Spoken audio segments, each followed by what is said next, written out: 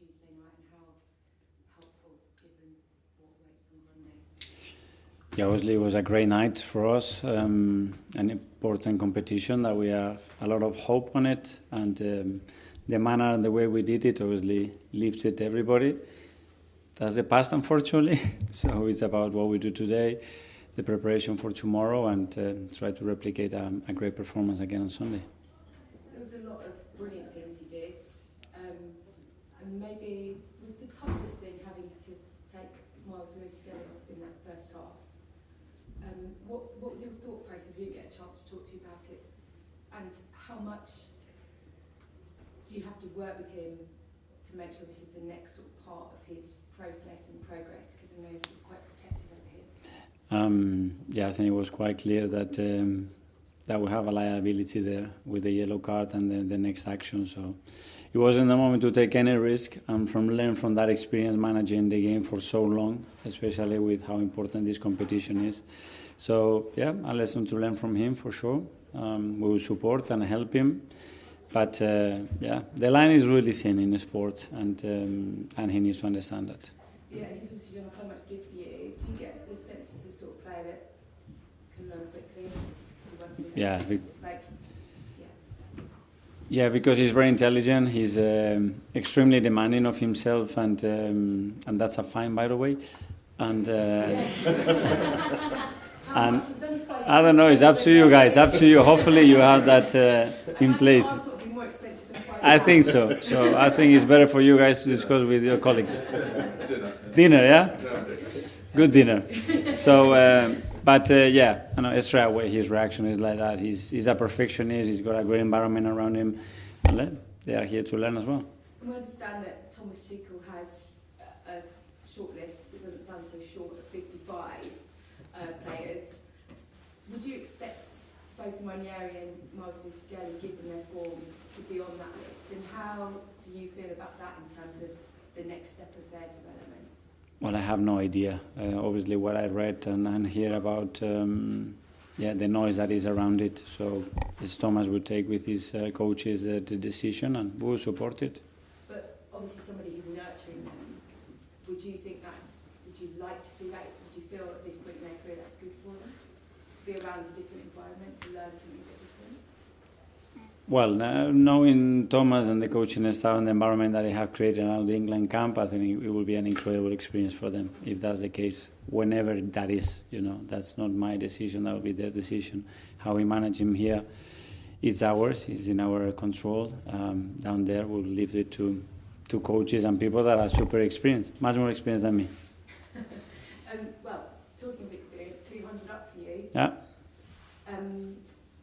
The top three, maybe, as you sit here now, moments so far, and have you got another 200 in you? It's gone fast. Probably the number one is with the day that I was sitting here on the first day, just fulfilling that dream of one day becoming the manager of this incredible football club. And then there are many others, but the other night was up there with one of the best because of the way we did it. First two, I went third. A trophy, for sure. When we won the first FA Cup after everything we went through as a club the last few years, and the COVID period, which was really, really, really difficult as well. 200 more? Win tomorrow. This is in this industry what happens, and try our best. I have a lot of energy still, and very driven to have more success. Okay, we'll see you from Premier League. Hi. Odegaard usually drops in at 6 to help with ball progression in your build-up, even though he might not be providing a lot more assists and goals that maybe people expect this season. He clearly is very vital in that build-up stage. He himself said he hasn't been at his best, but do you think he's been hard on himself as captain, and we should be looking at the other things that he contributes on the pitch to the wider team?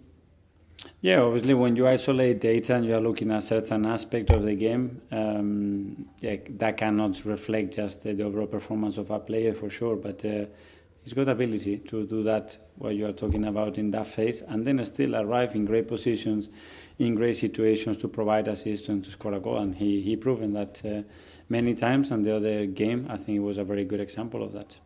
And we've seen a lot more variance in build-up and positionally from your players, obviously due to your injuries.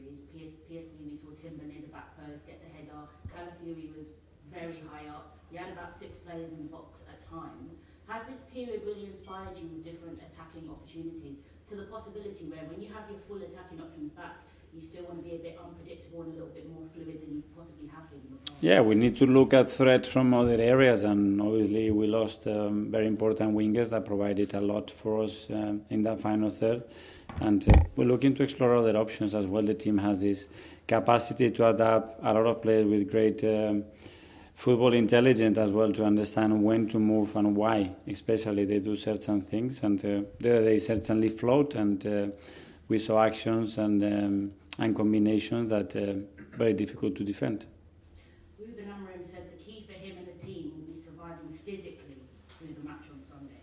How physical do you expect this match to be? Because even through the rough patch that they're having, they've surprised people with results in the most random of times, and it's on Yeah, well, I mean, that's the history of that football club, and then the players that I have, the coach that I have, and watching the game last night against Real Sociedad, you come very clear that they are very capable to put a really strong performance and beat you on the day. So we know that, we know the difficulty of the match, and that's how we prepared. Tom, Football London. Hi, Mikel. Hi. You mentioned on Tuesday night last week that we've gone from a situation of 0 goals in 2 games to 7 goals in 1 game. This should be the beauty of football. You've had a few more days to kind of reflect on that. Do you have any more insights into how we did go from 0 goals to 7 goals in 1 game? Yeah, and as well the way the game could have gone as well, but that's the reality. If they would have scored, we were in total control of the game. In one action, they had the big chance with Saivari, and they hit the crossbar. That could have changed the game, you know. And if Imad gets sent off, it would have been a different game. So that's why that you have to really understand the context of the game and how it happened. We were super effective in the final third in the box, and that's a massive strength, especially in the Champions League. And that's why we won the game with that margin. That's clear. It feels like the intensity of the Premier League has been very high, and the Champions League maybe released some of that, a different competition, something new. Returning to the Premier League this weekend, can you utilise that freedom and that enjoyment from that midweek win to take into Sunday? Yeah, I mean, it goes through momentum and, again, what the game provides, because we've been really good in certain games, but the result wasn't coming fast enough. The things were coming in the right moment, at the right time, in the right way, and that's very helpful. So every game is different on that. Simon, Evening Standard. Hi, Mikel. Can I just ask you about Chido, who you could come up against on Sunday? Just what were your emotions in the summer when he left? Obviously, he was a player, you had his young player, a lot of talent. Yeah, I wasn't too involved in that decision. Obviously, when a player decides that the best pathway for him is to leave, is not much you can do. Very unfortunate, because we want to keep, obviously, our players from the academy and to be very successful with the first team. But in that case, or with Aiden, we weren't able to do that. There was a sort of feeling at the time, I think, among some fans that young players maybe didn't have a sort of pathway.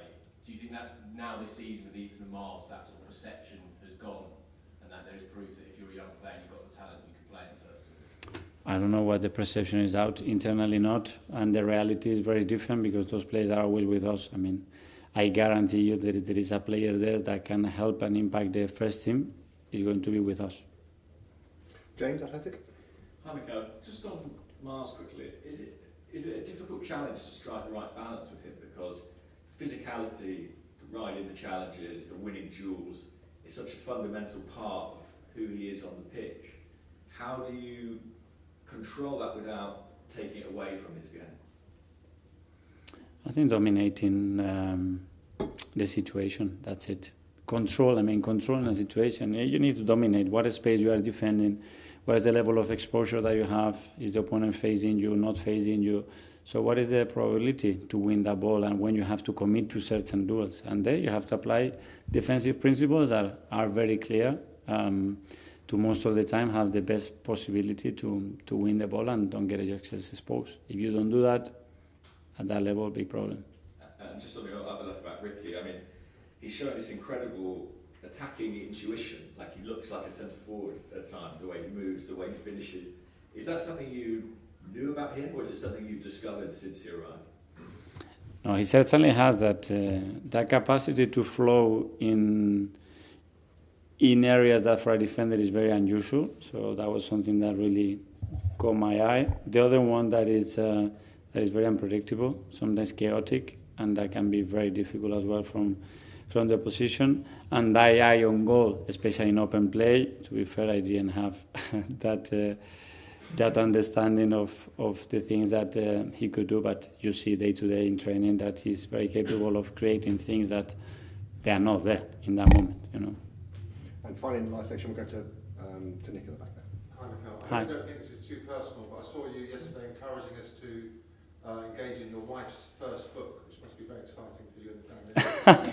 I just wondered if there's any sort of crossover that you talk to each other about how to... Well, very proud of her because she's doing amazing, and she has an incredible career in various ways, and she's very much into that right now.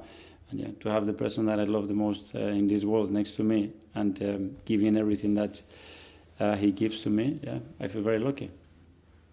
Okay, guys, that finishes the live section. We'll go to 10:30 tonight. Who's ready to kick off? Yep, kick off with Dave.